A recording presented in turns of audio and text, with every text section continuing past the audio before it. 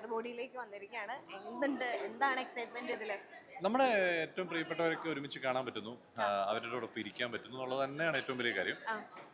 തീർച്ചയായിട്ടും നമ്മുടെ സീനിയേഴ്സായ ആൾക്കാരുടെ പെർഫോമൻസുകളും സിനിമകളൊക്കെ കണ്ടിട്ടാണല്ലോ നമ്മളും സിനിമയൊക്കെ ആഗ്രഹിച്ചത്. അപ്പോൾ അവരെ നമ്മൾ കാണുന്നു എന്നുള്ളതാണ് എനിക്ക് എൻ്റെ ഏറ്റവും വലിയ സന്തോഷം.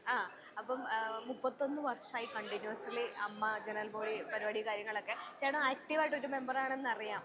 അപ്പൊ ഈ വർഷം എന്താണ് സർപ്രൈസ് എന്ന് ഞങ്ങൾക്കറിയാം. അറിയോ? എനിക്കറിയില്ല എന്താണ്. ഒന്നും അറിയില്ല. അല്ല, കേക്കട്ടെ, നിങ്ങൾക്കാണ് ഇപ്പൊ നമ്മളെക്കാട്ടി കൂടുതൽ കാര്യങ്ങൾ അറിയാം.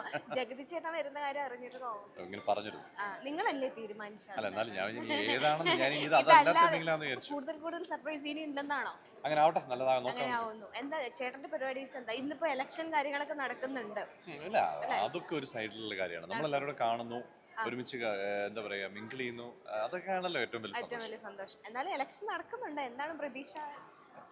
നമ്മുടെ നല്ല രീതിയിൽ എല്ലാ കാലത്തും സംഘടനയുടെ നേതൃത്വത്തിൽ വന്നിട്ടുണ്ട് ആൾക്കാർ.